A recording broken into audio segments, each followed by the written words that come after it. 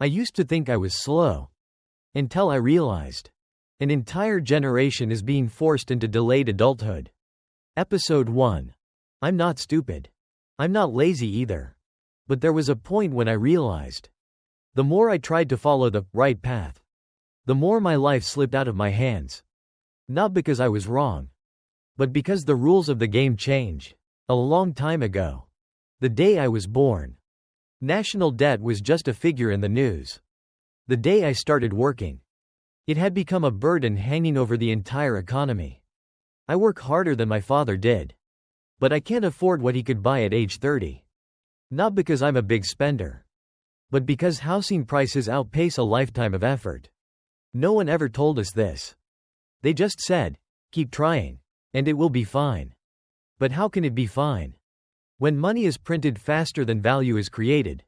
When bubbles swell not because of personal greed, but because the system needs to breathe? I began to understand a more painful truth.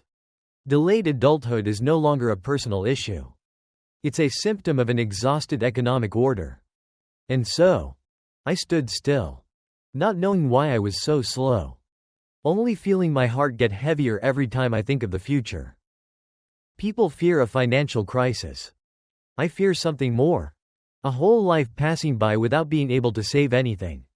Episode 2. I have witnessed collapses. Not on digital boards.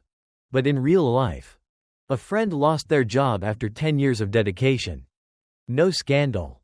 No mistakes. Simply because of restructuring. A family took a mortgage. Interest rates shifted. And their lives shifted with them. The banks are still there. The market is still functioning. Only the workers had to bear the burden. No one calls it a crisis. They call it an adjustment. But for those involved, it's a form of silent collapse. I began to see more clearly. Black swans don't always appear with a loud bang. Some black swans arrive via a notification email, via a non-renewed contract, and via living costs that rise slowly but steadily. Delayed adulthood, in this context, isn't due to a lack of will, but because every rung of the ladder has been shortened. You climb forever? And still find yourself on the bottom floor. And some nights, I'm not afraid of being poor. I'm just afraid that I won't stabilize in time to live a decent life. No one has abandoned you. It's just that society isn't waiting anymore. Episode 3. In the past, adulthood was a milestone. Now, it's a race. If you're slow, you're called out. If you step back, you're forgotten. Meanwhile, the gap between rich and poor is no longer an abstract concept. It's right there in the rent, in your child's tuition, in the access to capital, jobs, and the future. I see people who are brilliant, but born later, and have to pay a higher price just to stand at the same starting line. I also see myself among them, resenting no one, just feeling along, lingering sadness. Sad because society seems to be running for the few who go fast. And the rest struggle just not to fall too far behind. Delayed adulthood, at this point, is no longer a personal slowness, but a sign of a society that is overloaded. I don't know where the future will go. I only know, if you are still trying to stand firm right now, then you are not weak. You are just living through a very harsh era.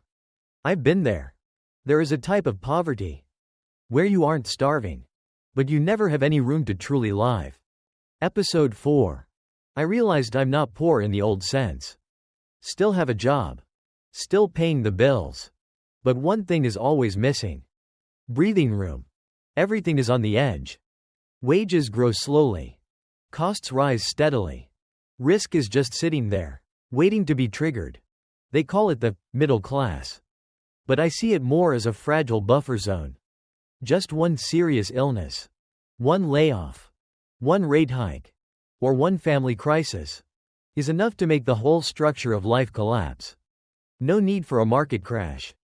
No need for a major war. Just personal life running out of room to maneuver. I began to see a paradox. The later you reach adulthood, the fewer chances you have to fix mistakes. The rich can afford to be wrong many times. The poor cannot. And us, those in the middle. We are only allowed not to be wrong. Not because of incompetence, but because the system has removed the safety cushion. Delayed adulthood, in this context, is like walking on an old bridge.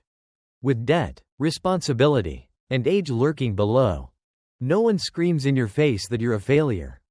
It's just that every step requires long consideration. And it's exhausting. The most dangerous thing isn't the crisis itself, but living too long in a state of waiting for a collapse. Episode 5. I hear a lot of talk about black swans. But what scares me more are gray swans. Risks everyone knows exist, but no one knows when they'll arrive. Ballooning government debt. Volatile financial markets. Jobs are more precarious, even though productivity is higher than ever. Local wars break out somewhere, but the consequences spread worldwide. Prices rise. Trust falls. And the future fades away. In that context, a generation still has to start a family, raise children, pay debts, care for elderly parents, as if everything were still normal. But it's not normal anymore.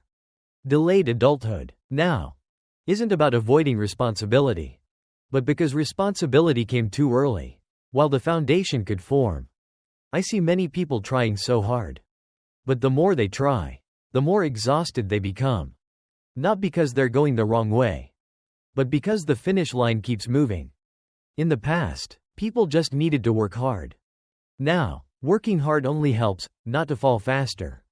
And some nights, I no longer have big dreams. I only hope for no new crises, no sudden collapses, nothing else beyond my control. Only that. If you're living with this feeling, you're not a coward. You're just living in a very difficult time. I've been there too.